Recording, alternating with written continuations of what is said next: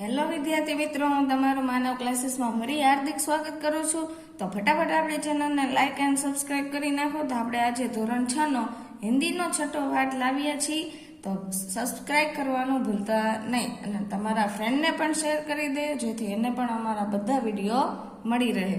ચલો, પાઠ 6 છે એનું શુભ છે, નામ શુભ છે, એનો પ્રકાર કયો છે તો કે પ્રસંગ કથા। આ પણ યાદ રાખવું જરૂરિયાત છે। ચલો, એના વિકલ્પ આપણે જોવાના છે। એ પ્રસંગ કથા છે, એના વિશે આપણે જોઈ શું કહેવા માંગે છે। सुबह सुबह रेशमा ने देखा कि घर के सभी लोग खाली जगह है तो के सफाई में व्यस्त है। रेशमा के पांव बेजान हो गए थे क्योंकि तो के उसे पोलियो हुआ था।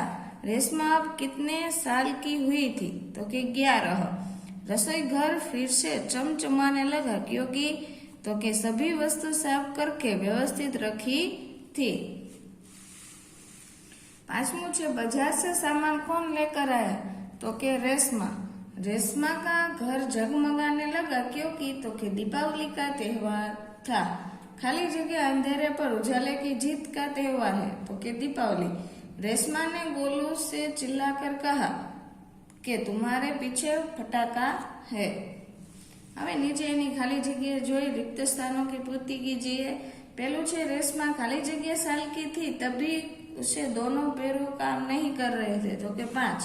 रेशमा को माँ ने खाली जगह पर बिठा दिया तो के पहिए वाली कुर्सी।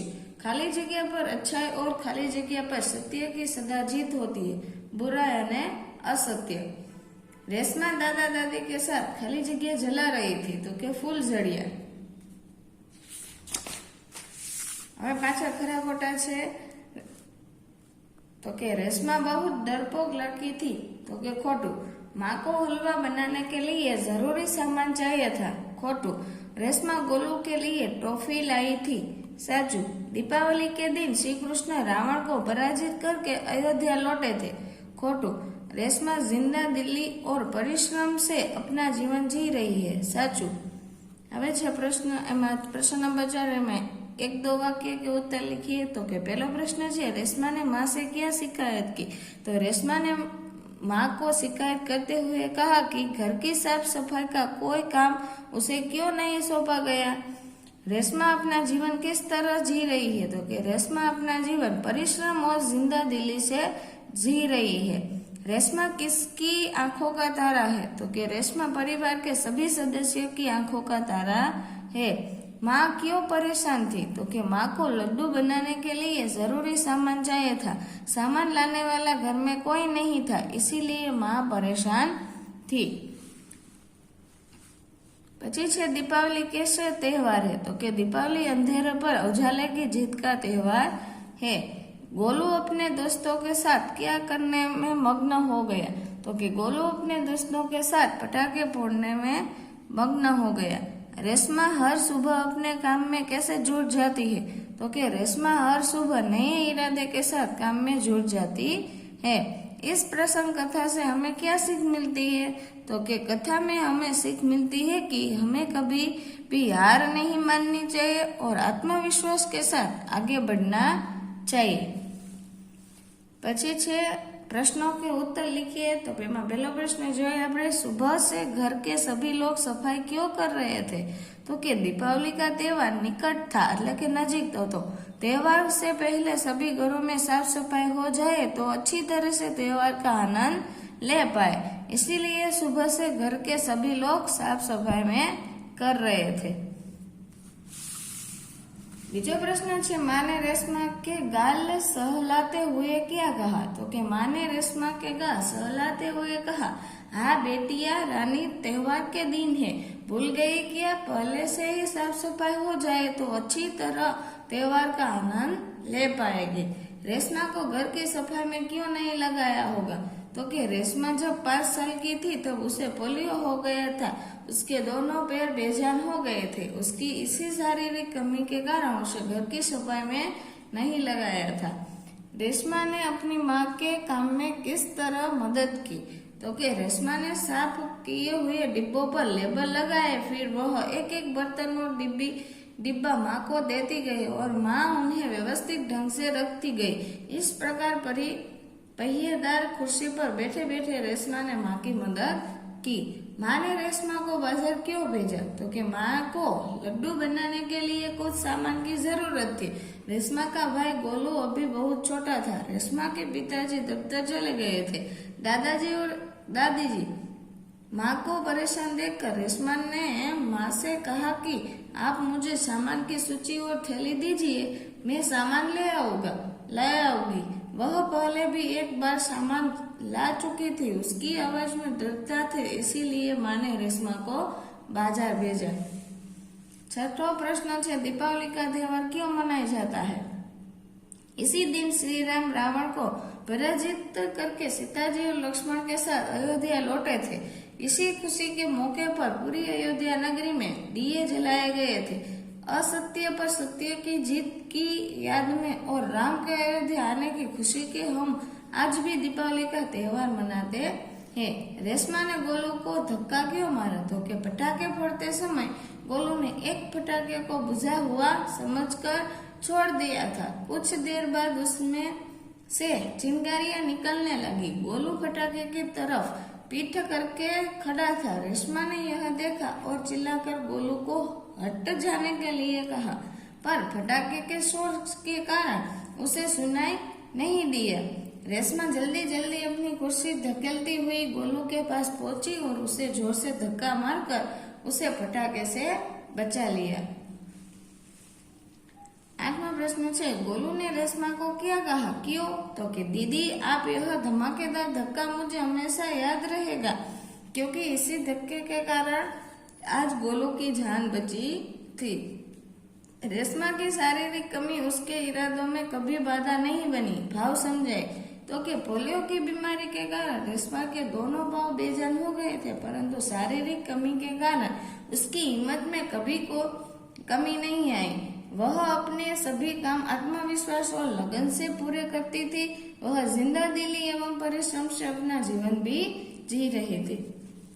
रेशमा की जिंदा दिली विषय पर संक्षिप्त में लिखिए। तो आ रेशमा विશે તમારે બધું એમાં લખવાનું છે। चलो पाછળ જોઈ कौन किसे कहता है। तो पहलू छे माँ आज कोई खास बात है? तो कि रेशमा ने माँ से कहा आपका यह धमाकेदार धक्का मुझे हमेशा याद रहा। तो गोलू ने रेशमा से कहा। चलो नीचे घटनाक्रम आपेला छे ते आपणे जोवाना छे। पहला एमांथी कोण आवशे?